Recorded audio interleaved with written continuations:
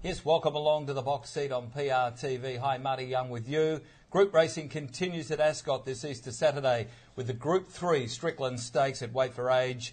And to tell us all about it, here's Matt Nowlan. Hi, Matt. Hello, Marty. Hello to everyone out there in PR.com land. A magnificent day of racing set for us at Ascot this Saturday. 4 feature events.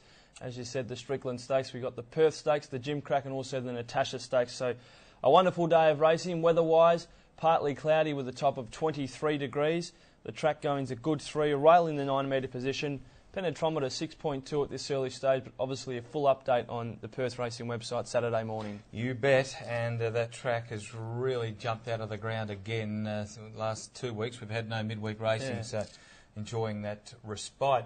First event, the Enjoy Healthy Eating. Before we do that, Matt, you nearly got away with it. What about this tips tally? Yes, well, I was finally got one on the board last week, Marty. A long run of outs. Yeah, I got one on the board. We got one up along with this. Tip? I think it was about race. Oh, the Dead Heat. The Dead Heat, yeah, Velura. Yeah. So I think that counts as a 1. We'll give you a 1 for that. Thanks, mate. I appreciate that.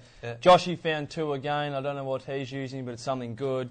And as you can see, we're all tipping around the 30% mark. Joshy's a bit higher, but we're still finding winners. And I think this Saturday's about time that you and I put our best foot forward, Marty. This is where we shine. Yeah, well, Easter, we normally come good around that time of the year. The Enjoy Healthy Eating Handicap, 12.32. 3-year-olds go at it, 1,400 metres. Let's have a look at some replays. Go to Pinjarra on the 14th of March. Amelia's Dancer, every chance there, sits off the pace, comes with a run and wins. On the outside of Speed Rocket, balancing at the 300. Sound Barrier tackled by Lay Down Tommy. Lay Down Tommy, Sound Barrier are going stride for stride and coming around the heels. Amelia's Dancer, Stormy Story down the outside. Sound Barrier, Lay Down Tommy, and now Amelia's Dancer closing in late. It's Amelia's Dancer going up to grab the lead, and Amelia's Dancer too strong. Very good debut performance there by Amelia's Dancer. As you said, had all the favours throughout the run, was able to pick up Lay Down Tommy, who subsequently started and been placed, and in third place was Sound Barrier, who's subsequently had a race start and scored an impressive victory. Should get the perfect run once again from Barrier 2. He's a nice, big, strong Dan Zero gelding. I give him some sort of chance in an open race. Yeah, 3 back the pegs probably, and should be run at a decent tempo this race as well. Let's have a look at Red Arge here and also keep an eye on Sacred Crown.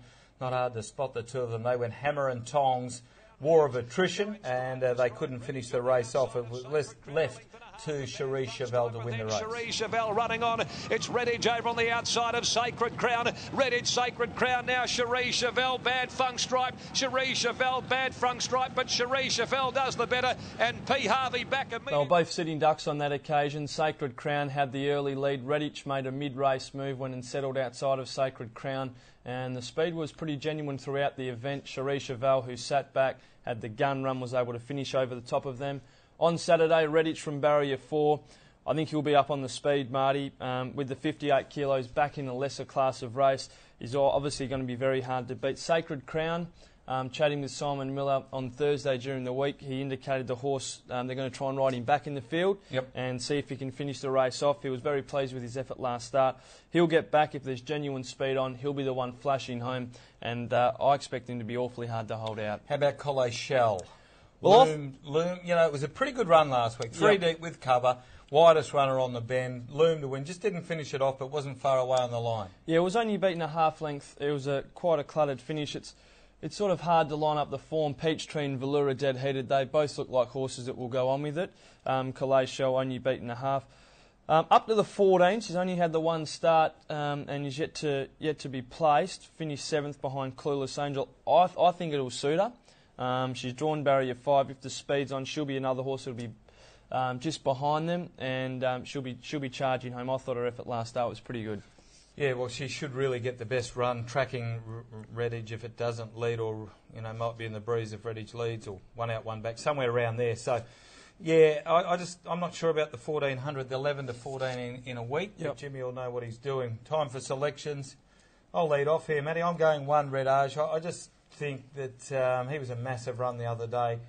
As you rightly said, carried 58 in the rack and tour back to a normal 3-year-old race. 2 Sacred Crown. If you're going Red Arge, you've got to go Sacred Crown. and then 6 Collet Show. But on top selection, race 1, number 1, Redditch. I'm going to go number 2, Sacred Crown here, Marty. Ridden back in the field with a horse like Torbell and Redditch. I think there'll be a bit of speed on up front. He'll be the one steaming home. So for me, race 1, horse 2, Sacred Crown. Decent respect for 1, Redditch. Race 2, the Fruit and Veg Handicap at 120, 1400 metres. Tips only here, Matt. You can lead off. Yeah, I'm going to go number 7, Vain Strike. He's one of yours. He's got a good first up record, 3 starts for 2 wins. I think there's a bit of speed in the race with Late Night Flight from 10. If he can position just behind them, he'll be able to unleash with a powerful finishing burst. He's got a good record at the distance, yet to win at the track, which is a little concern. But I think this horse has got plenty of ability. Race 2, horse 7 for me. Yeah, looks like there's genuine speed. Late Night Flight, Legend Express, Saffron Fire, they'll be your 3 leaders in the race. Whether or not they go and overcook it, not so sure. I thought Late Night Flight's run last start was a beauty behind On the Carpet. The race rated well. That horse On the Carpet in the peak of his form. And I just think Late Night Flight can get away with it here. I'd like to see a genuine pace all the way through, run them off their legs. I think Legend Express is struggling. Saffron Fire's yet to find her best form. Maybe it comes from E.T. He gets that right run again like he did last start. That's a classy thing. And I agree with you on Vain Strike. Probably gets the opportunity to be able to flash home late, races well fresh. Yep, couldn't agree more. On top though, race 2, number 1.